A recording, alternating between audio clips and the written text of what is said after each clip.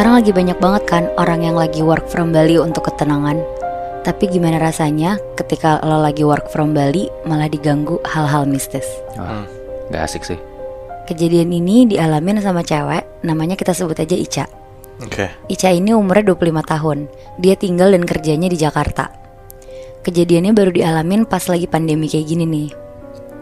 Kantornya full WFH dan Ica mutusin untuk work from Bali bareng teman-temannya. Teman-temannya orang kantornya juga? Ya, orang-orang kantornya. Oh, oke. Kayak anak-anak Jaksel zaman sekarang gitu loh, yang work from Bali gitu, Bi. Jadi mereka ini berempat, Ica, Kina, Azam, dan Daryl. 2 cewek 2 cowok. Mereka beli tiket pesawat ke Bali, tapi gak beli tiket pulang. Soalnya mau ada rencana untuk sebulan di sana gitu. Mereka nginepnya di guest house. Jadi guest house-nya ini tuh kayak rumah tua gitu. Dan orang yang jaga guest house-nya cuma datang pas check-in sama check-out doang. Jadi selama mereka di sana nggak ada penjaga ini? Iya, nggak ada. Jadi kayak serasa rumah sendiri gitu. Sampai akhirnya di minggu ketiga si Ica ini mulai ke warlok-warlokan dan ke Bali-Balian gitu. Kayak gimana tuh? Dia tuh kayak mulai peduli sama kesehatan dan meditasi gitu ceritanya, Bi. Akhirnya Ica pergi ke toko yang jualan dupa. Katanya sih karena dia emang suka banget wangi-wangi dupa.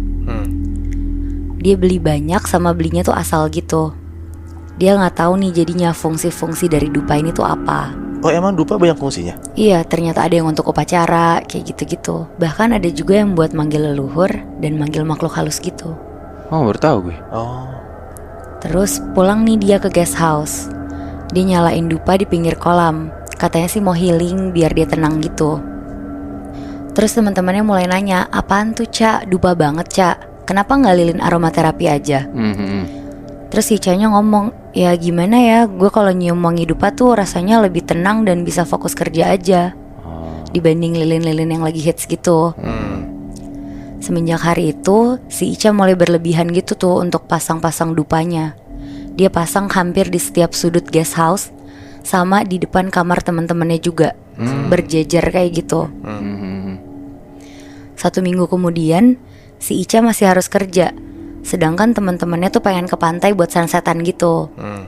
Karena Ica bukan tipikal orang yang penakut, akhirnya dia gak apa-apa ditinggal sendiri di guest house nih. Sampai akhirnya setelah azan maghrib, Ica ini kepengen mandi. Jadi kamar mandinya ini tuh posisinya di dalam kamar gitu. Oke, berarti kamarnya Ica, terus dalamnya kamar mandi gitu? Iya.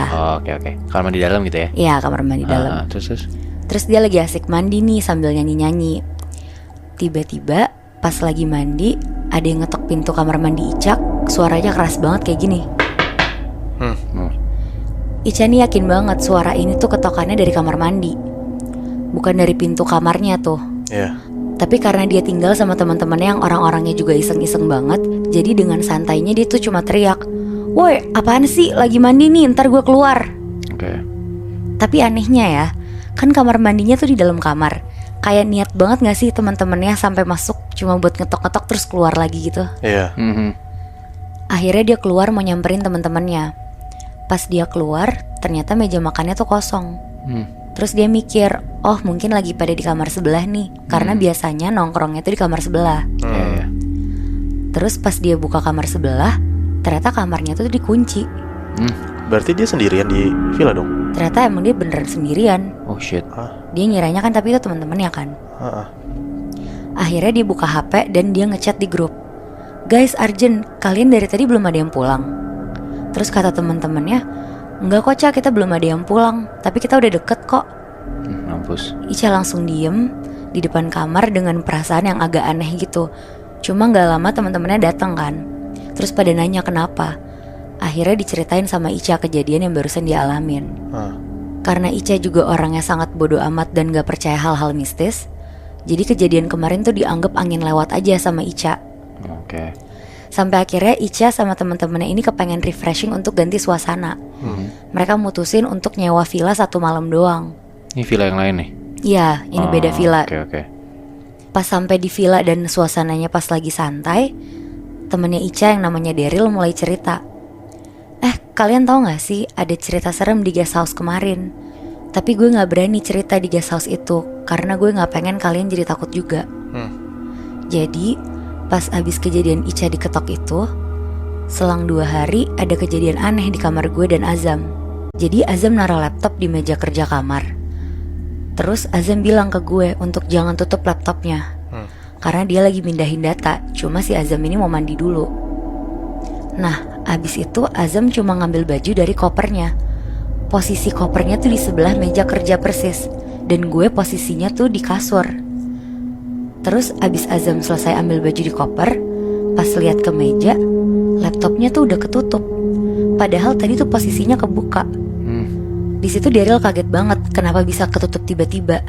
Dan itu selang waktunya tuh cuma beberapa detik doang. Nah abis Daryl cerita kayak gitu, salah satu temennya itu langsung ngomong, namanya Kina.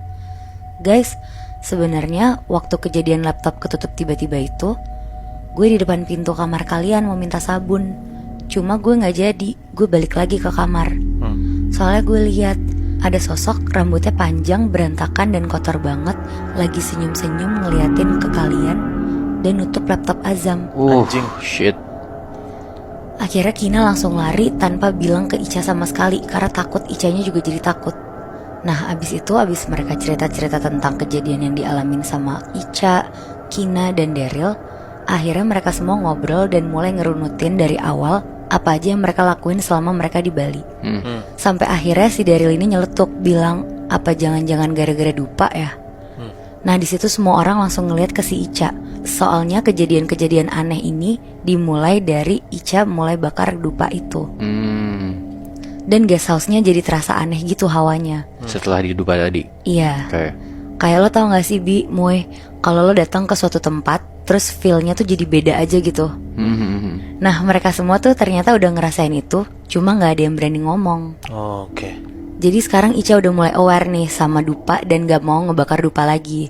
Terus di hari terakhir mereka semua di Bali, pas mau tidur malam-malam, Ica ini sekamarnya sama Kina. Kina ini tuh yang ngeliat sosok yang kemarin itu. Iya. Terus mereka berdua tidur tuh kayak saling ngebelakangin satu sama lain gitu loh. Punggung-punggungan berarti Iya. ya? Dan posisinya lampunya tuh juga nyala, jadi terang. Oke. Dan pas mereka udah merem, tiba-tiba Ica denger suara kayak orang lagi beberes kamar gitu, berisik banget. Ada suara nutup lemari tapi dibanting gitu. Terus ada juga suara buka resleting koper. Tapi si Ica mikir, paling itu Kina lagi packing untuk besok check out kan. Ica ngediemin aja sampai akhirnya ada bunyi kayak kaleng jatuh gitu. Cempreng banget kan suaranya.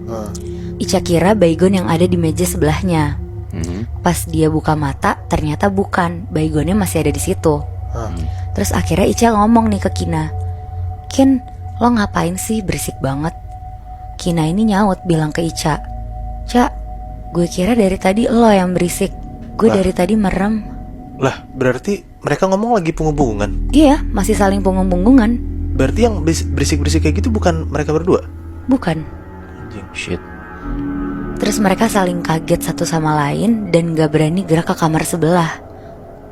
Akhirnya mereka ngumpet di balik selimut. Mereka pakai earphone dan maksain merem untuk tidur. Tiba-tiba selimut mereka ditarik kenceng banget sampai jatuh ke bawah. Dan di saat yang bersamaan mereka dengar suara cewek ketawa, tapi suaranya makin lama makin jauh gitu. Ica sama Kina udah lemes banget dan makin gak bisa gerak kemana-mana. Sampai buka mata aja tuh mereka udah gak berani sama sekali. Yalah. Akhirnya mereka maksain tidur dengan dengerin lagu yang super kencang biar gak denger apa-apa lagi. Terus besok paginya pas mereka mau check out, Azam sama Daryl bilang, kalian semalam ngapain sih? Kayak orang abis perang gitu, berisik banget. Kamar Daryl tuh di sebelahnya kamar Ica? Iya, mereka sebelah-sebelahan. Oh, berarti kedengeran sampai kamar sebelah? Iya. Oke. Nah si Ica langsung bilang, semalam tuh kita bener-bener diganggu. Kita tuh udah merem dan mau tidur, tapi kamar kita tuh berisik banget. Selimut gue sama Kina ditarik. Wah udah parah sih ini. Pas mau lanjutin cerita, tiba-tiba orang guest house-nya datang untuk ngurusin check out dan buat ngecek semua barang-barang guest house-nya. Tanpa mereka ngomong duluan, orangnya tuh sadar kalau ternyata aura guest house ini tuh udah jadi berubah banget. Kebetulan orang guest house-nya ini tuh orang Bali, dan dia tuh bisa komunikasi sama hal-hal kayak gitu. Dan orang guest house-nya bilang ke mereka semua, kalian bakar dupa jenis apa sampai ada gamang datang ke sini? Oh shit. Dia langsung tahu kalau misalnya mereka ini bakar dupa. Iya, dia langsung tahu. Wow. Si orang villanya bilang sosok tadi apaan? Gamang. Gamang apa ya?